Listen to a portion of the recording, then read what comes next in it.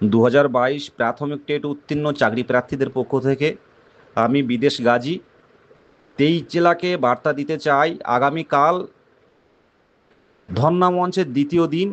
আমাদের প্রথমেও যা দাবি ছিল, আজও একই দাবি, 50,000 ভ্যাকান্সিতে দ্রুত ইন্টারভিউ নোটিশ চাই। তো আগামীকালের আকর্ষণ হচ্ছে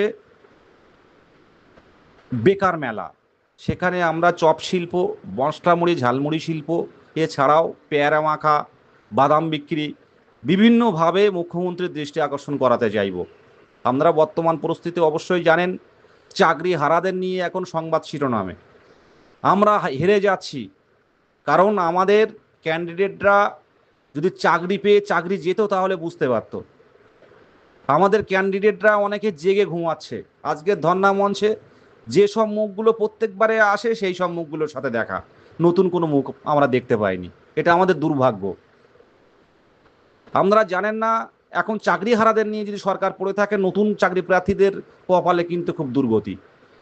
আমাদের এমন আন্দোলন করতে হবে, আমাদের এমনভাবে সংঘবদ্ধ হতে হবে, চাকরি হারাদের উপরে চাকরি প্রার্থীদের আন্দোলন দেখতে চাই, প্রাথমিক চাকরি প্রার্থীদের আন্দোলন দেখতে চাই।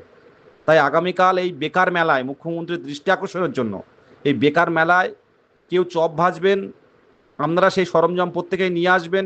এখনো পর্যন্ত কে কি নিয়ে আসবে আমরা লিস্ট করতে পারিনি, কিন্তু আপনারা যে যেখানে, যে 23 জেলা যেখানে থাকুন না কেন, আপনারা নিজে একটা লেখা বুকে ঝুলিয়ে রাখবেন, যেখানে লেখা থাকবে টেট পাস বেকার মেলা, 2022 টেট পাস বেকার মেলা, মুখ্যমন্ত্রীর দৃষ্টি আকর্ষণ চাই, কেউ চপ শিল্প, এরকম লিখে নিয়ে আসবেন। আমাদের ছিনিয়ে নিতে হবে ইন্টারভিউ নোটিশ এবং 50,000 শূন্যপদ। সেই জায়গাটা তৈরি করতে হবে, প্রত্যেককেই বলছি, সংঘবদ্ধ হতে হবে। সংঘবদ্ধ হতে হবে, যাদের চাকরি গেছে তারা বুঝতে পারছে যন্ত্রণা, তাই কিন্তু আজকে তারা মাথা ফেটে গেলেও, পা ভেঙে গেলেও, হাত ভেঙে গেলেও তারা পড়ে আছে সেখানে। কিন্তু আমাদের চাকরি পেতে হবে, জ্বালাটা আমাদের বেশি দরকার, কিন্তু জ্বালাটা আমাদের বেশি। 23 জেলার প্রত্যেকের উদ্দেশ্যে বার্তা দেব যে আগামীকাল ধর্ণা মঞ্চে কলেজ স্ট্রিটে অবশ্যই প্রত্যেকে আসুন এবং কিছু না কিছু করে নিয়ে আসবেন। ধন্যবাদ।